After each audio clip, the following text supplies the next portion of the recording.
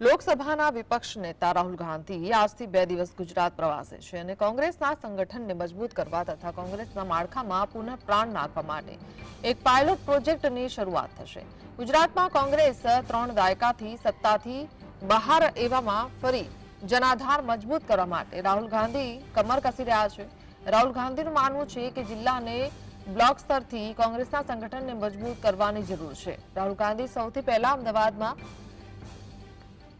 एक बैठक में शामिल थशे, जेमां एआईसीसी ना 42 तथा पीसीसी ना 183 ऑब्जर्वर हाजर रहेशे। 12મી એપ્રિલે જ આ તમામ ઓબ્ઝર્વરની નિયુક્તિ કરવામાં આવી છે। કોંગ્રેસ ગુજરાતના તમામ જિલ્લામાં નવા જિલ્લા પ્રમુખની નિયુક્તિ કરશે। આ જિલ્લા પ્રમુખની નિયુક્તિની પ્રક્રિયા પર ઓબ્ઝર્વર નજર રાખશે।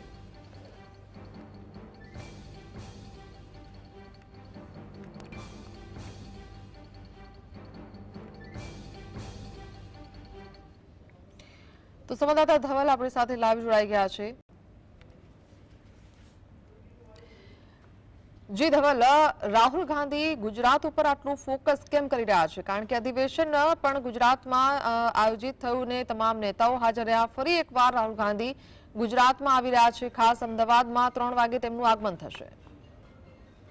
जी हिना बात કરવામાં આવે તો વિધાન લોકસભાની અંદર જે રાહુલ ગાંધી દ્વારા પડકાર ફેંકવામાં આવ્યો હતો કે 2027 ની જે વિધાનસભાની ગુજરાતની ચૂંટણી છે તે કોંગ્રેસ દ્વારા જીતવામાં આવશે તે પડકારને હાંસલ કરવા માટે અત્યારે હાલ રાહુલ ગાંધી ગુજરાતના પ્રવાસ કરી રહ્યા છે અને જે પ્રમાણે 2 મહિનાની અંદર ત્રીજી વખત રાહુલ ગાંધી ગુજરાત આવી રહ્યા છે, અમદાવાદ આવી રહ્યા છે।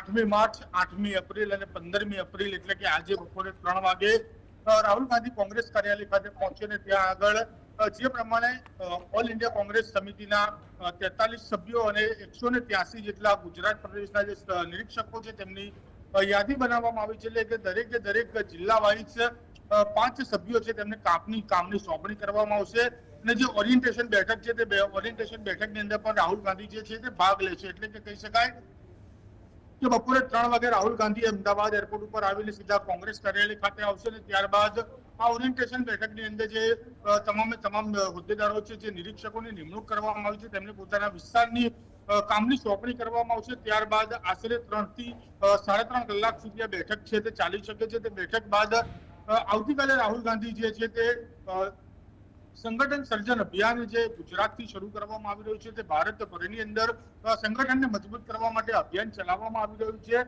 તેની શરૂઆત છે તે અરવલ્લી જિલ્લાથી કરવામાં આવશે અને અરવલ્લીના મેઘરજ ખાતે આ જે અભિયાન છે તેની શરૂઆત કરશે। એટલે આવતીકાલે રાહુલ ગાંધી સવારે 10 વાગે અમદાવાદથી મેઘરજ જવા માટે રવાના થશે અને મેઘરજ ખાતે સંગઠન સર્જન અભિયાનની જે શરૂઆત છે તે કરશે। અરવલ્લી જિલ્લાના જે કાર્યકર્તાઓ છે, જે નેતાઓ છે તેમની સાથે પણ બેઠકો કરશે, તેમની સાથે પણ વાર્તાલાપ કરવામાં આવશે।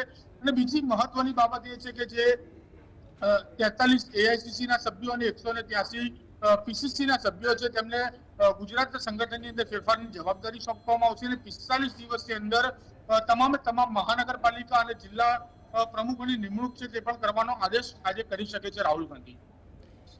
જી, પણ આખરે ગુજરાતને લઈને રાહુલ ગાંધીનો એજન્ડા શું છે? ચોક્કસથી એજન્ડાની વાત કરવામાં આવે તો છેલ્લા 3 દાયકાથી ગુજરાતની અંદર કોંગ્રેસની સરકાર નથી જોવા મળતી। તેનું મુખ્ય કારણ જાણવાનો પણ પ્રયાસ છે કે રાહુલ ગાંધી કરી રહ્યા છે। કયા કારણોથી ગુજરાતની અંદર કોંગ્રેસ સરકાર નથી જોવા મળતી?